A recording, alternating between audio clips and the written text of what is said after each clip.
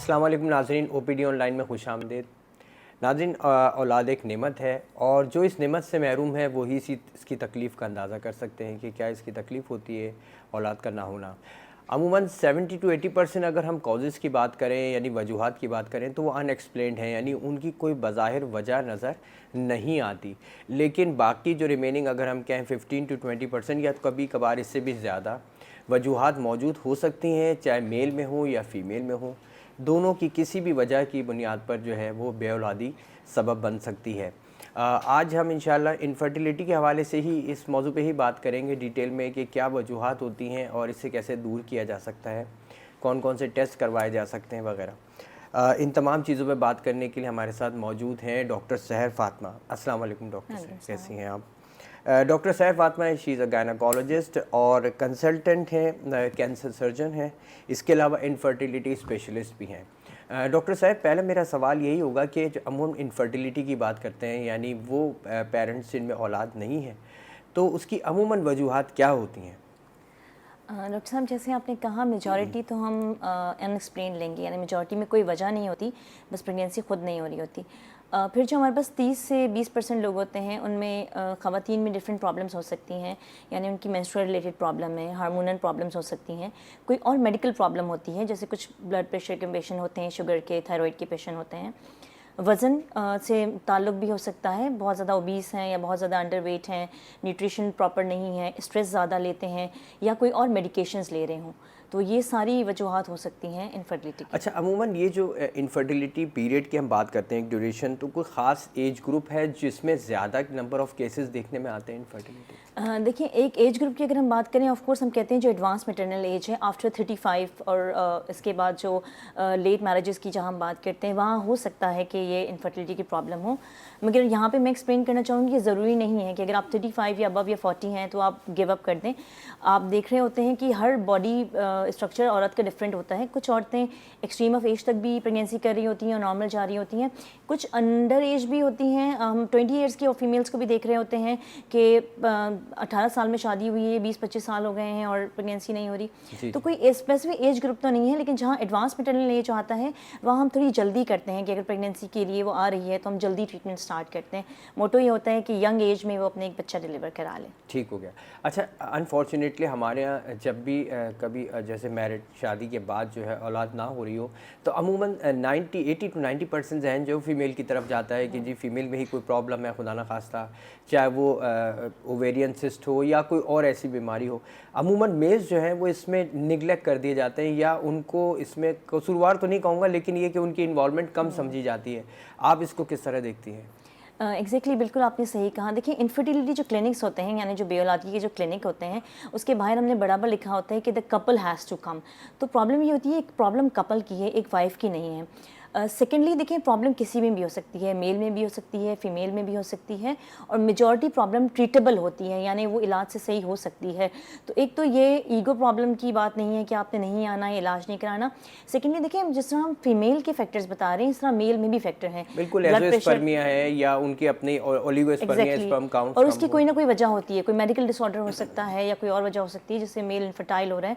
जिस तरह मर्द हजरात स्मोकर होते हैं, अल्कोहलिक होते हैं, या फिर पान सिगरेट छालियाँ ज़्यादा ले रहे होते हैं, कोई मेडिसिन ले रहे होते हैं, कहीं चोट लग गई होती है, उनको मम्स की प्रॉब्लम या कोई और अंडरलाइन प्रॉब्लम होती है, तो वो भी ट्रीटेबल है। लेकिन हाँ, ये एक सोशल इशू है कि मर्द हजरात थोड़ा रिलक्टेंट होते हैं आने के लिए। ठीक है।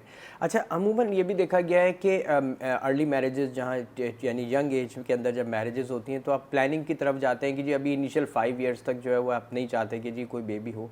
तो ऐसी सूरत में जो कॉन्ट्रासेप्शंस यूज़ किए जाते हैं, बाद में मेडिसिनल्स भी होते हैं, क्या इनके साइड इफ़ेक्ट्स भी ऐसे होते हैं कि खुदा न खास्ता अब वो चाहें कि वो औलाद हो सके और ना हो?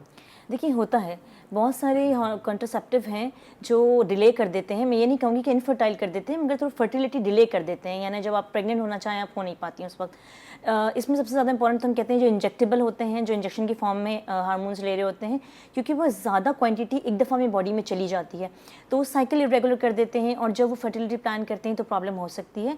और ये एक वजह हो सकती है कि जब आप कॉन्ट्रासेप्टिव लॉन्ग टाइम तक ले लेते हैं, उसके बाद रिवर्ट करने में मुश्किल होती है।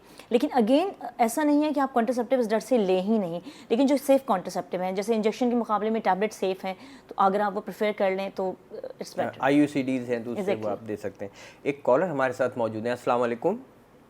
हेलो जी अस्सलाम वालेकुम, कौन बात करें, कहाँ से? वालेकुम सलाम, मिसेस मसूद पिंडी से। जी जी कहिए, क्या पूछना चाहेंगी?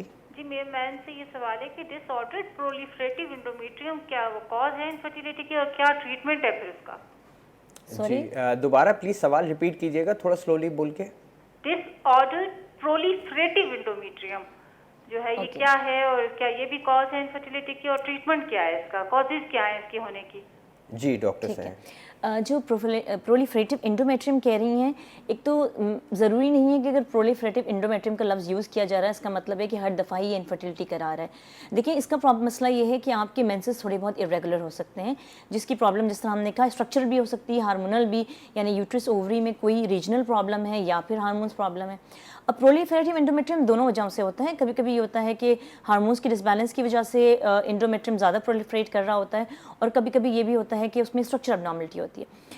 अगर ऐसा है तो ऑफ कोर्स जाहिर सी बात है फिर आपको कॉज ट्रीट करना पड़ता है, जिस तरह आपके कुछ ब्लड टेस्ट हैं, अल्ट्रासाउंड है, वो होता है। फिर अगर हमने कभी कभी डायग्नोस्टिक स्टेरोस्कोपी करनी होती है, जिसमें हम देखना चाहते हैं कि जो इंडोमेट्रियम होता है उसकी हम बायोप्सी लेते हैं, क्योंकि सिर्फ फर्टिलिटी इशू नहीं है। इशू ये है कि अगर इनफर्टिलिटी, अगर इंडोमेट्रियम में कोई प्रॉब्लम आ रहा है तो वो क्यों आ रहा है, हो सकता है वो खुदा न खास्ता कोई बिनाइन डिसऑर्डर हो या इससे ज़्यादा भी कुछ हो सकता है। तो पहले उसको हम डायग्नोस्टिक स्टेरोस्कोपी करके टेस्ट करते हैं, भेजते हैं, उसके बाद डिसाइड करते हैं कि अगर आया ये प्रॉब्लम इंटरफेयर कर रही है कि नहीं।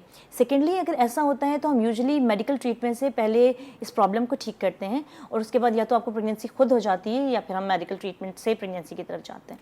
अच्छा डॉक्टर साहब, एक चीज़, जब आपके पास पेशेंट्स आते हैं मोस्टली, क्योंकि आप एक अरसे से प्रैक्टिस कर रही हैं और डेफिनेटली क्योंकि आप इनफर्टिलिटी को भी देख रही होती हैं, तो इसमें बहुत सारे पेशेंट्स आपके पास आते हैं। मोस्ट कॉमन जो कॉजेज़ नज़र आती हैं, अगर मैं वन लाइन पूछूं, फीमेल में और मेल में क्या होता है? देखिए मुझे लगता है जो सबसे इंपॉर्टेंट कॉज है ना जो हम इनकाउंटर करते हैं वो फीमेल्स में एक तो PCO है।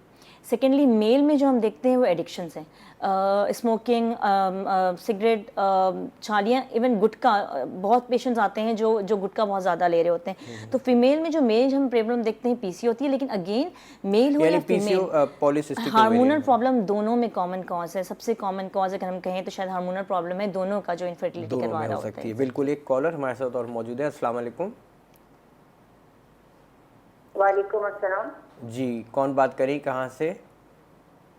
जी मैं सुमेरा बात कर रही हूँ, फ्रॉम नवाबशाह। जी नवाब शाह से बात करिए। सुमेरा, क्या पूछना चाहेंगे आप? मैं डॉक्टर साहबा से पूछना चाह रही थी कि मेरी ट्यूब ब्लॉक है। सॉरी दोबारा ट्यूब ब्लॉक है। ट्यूब ब्लॉक है, ठीक है। जी दोनों ही ब्लॉक है। ओके ठीक है जी। मेरी पहले डिवोर्स भी हो चुकी है 8 साल पहले शौहर के साथ रहने के बाद। अब मैंने दूसरी शादी की, उनसे उनके 3 बच्चे हैं अभी, लेकिन अभी 2.5 साल के अरसे में उनसे भी बच्चे नहीं हुए अभी। जी कोई डॉक्टर बेटी नहीं है मेरा। ठीक हो है, गया। ठीक है, ओके।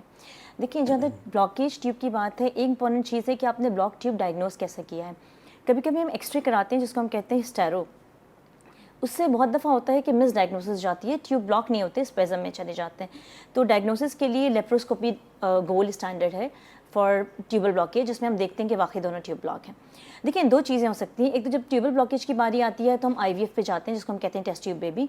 क्योंकि आपकी ट्यूब ऑलरेडी ब्लॉक हैं और हम इतने हेल्पफुल नहीं हो सकते उसके अंदर, तो हम टेस्ट ट्यूब बेबी करते हैं IVF। सेकेंडली चीज़ ये होती है कि हम ट्यूबल ब्लॉकेज को ओपन करने के लिए सर्जरी करते हैं, माइक्रो सर्जिकल सर्जरी, जिसके सक्सेस रेट एक तो बहुत ज़्यादा नहीं है। सेकेंडली डिपेंड करता है कि डैमेज कितना है, कहाँ तक है और किस लेवल पे है। तो इस कंडीशन में IVF मेरे ख्याल में आपके लिए प्रेफरेबल होगा, यानी अगर हम टेस्ट ट्यूब बेबी पे जाते हैं तो that's a better option for you. अच्छा, अभी जैसे आपने टेस्ट ट्यूब बेबी के हवाले से बात की, बहुत लोगों को मिसकंसेप्ट भी है, क्लैरिटी नहीं है इसके अंदर कि ये किसी पर्टिकुलर एज में ही पॉसिबिलिटी है या किया जा सकता है, और कितना ये कामयाब होता है किस हद तक? डॉक्टर साहब शुरू में आपने कहा अनएक्सप्लेन इनफर्टिलिटी, यानी 70 से 80% तो वो लोग हैं जिनमें कोई प्रॉब्लम ही नहीं है, इनमें भी हम टेस्ट ट्यूब बेबी पे जाते हैं।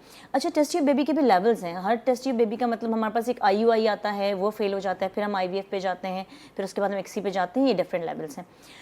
टेस्ट ट्यूब बेबी के लिए कोई एज स्पेसिफिक नहीं है। यूजुअली क्या होता है कि आपकी शादी को 5-10 साल हो गए, कोई वजह नहीं है, अगर आप यंग एज में भी हैं, 25-26 साल में भी है, तो हम टेस्ट ट्यूब बेबी कर देते हैं। लेकिन टेस्ट ट्यूब बेबीज़ में जो हम एग डाल रहे होते हैं होते हैं वो एज डिपेंडेंट होते हैं। अगर यंग एज होती है तो हम कम एग डालते हैं क्योंकि हम ज़्यादा ट्रायल दे सकते हैं। अगर 35 से 40 के बीच में होता है तो हम एग की क्वांटिटी कम डाल रहे होते हैं क्योंकि हमें पता होता है कि हमारे पास साइकिल की ड्यूरेशन कम है और औरत के पास एज ग्रुप भी कम है, तो इस लिहाज से डिपेंड कर रहा होता है। वरना टेस्ट ट्यूब बेबी आप हर एज ग्रुप में कर सकते हैं और आप बहुत कॉमनली लोग कराते हैं।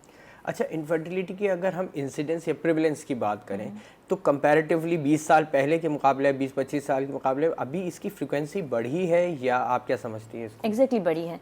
बार कहती हूँ तो शायद अवेयरनेस बढ़ी है। पहले जो औरतें गिव अप कर लेती थी कि अब नहीं हो सकता बच्चा, ठीक है, अब वो आ जाती हैं ट्रीटमेंट के लिए। तो एक तो हमारे पास रिपोर्टिंग केसेस ज़्यादा आ गए। सेकेंडली बात ये हुई कि अब कॉजेज़ बढ़ गए, लाइफस्टाइल चेंज हो रहा है, ओबेसिटी और अंडरवेट। कुछ लोग बहुत कॉन्शियस होते हैं अपनी बॉडी फिगर के लिए और वो ज़ीरो साइज़ हो जाते हैं। कुछ लोग ओबेसिटी की तरफ जा रहे हैं क्योंकि लाइफस्टाइल चेंज हो रहा है, सेडेंटरी लाइफस्टाइल है। तो इस वजह से ये दोनों चीज़ें भी हैं। इसके अलावा स्ट्रेस, ज़ाहिर सी बात है हमारी आजकल की लाइफ में क्योंकि सोशल मीडिया बहुत ज़्यादा इन्वॉल्व है, स्ट्रेस ज़्यादा है, एक्सपोजर ज़्यादा है। शादी को 1-2 साल होते हैं, बच्चा नहीं हो रहा होता तो औरत ज़्यादा चीज़ें सोच रही होती है, फिर वो गूगल सर्च करती है, फिर वो बहुत सारी चीज़ें गूगल में से ऑर्डर करके मंगवा लेती है। एग्जैक्टली, स्ट्रेस एंजाइटी मेरे ख्याल में शायद जो हमारी सेडेंटरी लाइफस्टाइल है ये एक कॉमन रीज़न है। अच्छा, मेंस्ट्रुअल इरेगुलरिटीज़ की अगर हम बात करें, जो पीरियड इरेगुलरिटीज़ हैं वो बहुत ज़्यादा फ्रीक्वेंटली बढ़ती जा रही हैं, तो ऐसी सूरत में कितने % चांस होता है या प्रोबेबिलिटी ज़्यादा है कि ये चीज़ जो है वो आगे जाके इनफर्टिलिटी को जन्म दे? मेंस्ट्रुअल इरेगुलरिटीज़ की कोई ना कोई वजह होती है। जैसे मैं बार कह रही हूँ, पीसीओ भी हो सकता है, कोई थायराइड की प्रॉब्लम भी हो सकती है, कोई स्ट्रक्चरल प्रॉब्लम हो सकती है, जैसे वो इंडोमेट्रियल हाइपरप्लेसिया कह रही थी। तो इनमें से भी कोई एक वजह हो सकती है जो इनफर्टिलिटी करती है। लेकिन पहले कॉज आपने ट्रीट करना है। यूजुअली वो इनफर्टिलिटी पे जाते हैं, उनकी ड्रग्स दे देते हैं।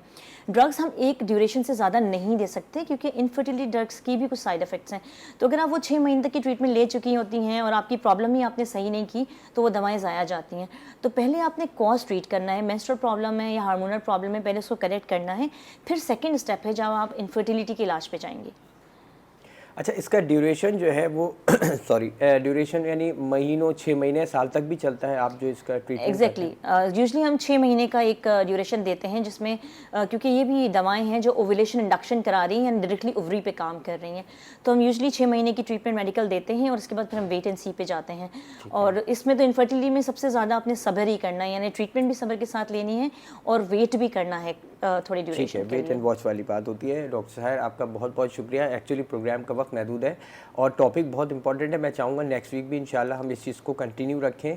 तो जो नाज़रीन हमें सुन रहे हैं वो बात इस जहन में रखें कि यही टॉपिक जो है इनफर्टिलिटी के हवाले से, बेऔलादी के हवाले से इंशाल्लाह हम नेक्स्ट वीक भी बात करेंगे।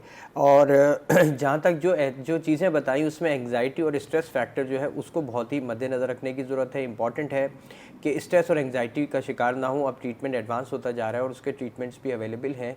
तो उम्मीद करते हैं कि इंशाल्लाह नेक्स्ट वीक जब हम इस प्रोग्राम में डिस्कस करेंगे तो डॉक्टर साहब हमारे साथ होंगी।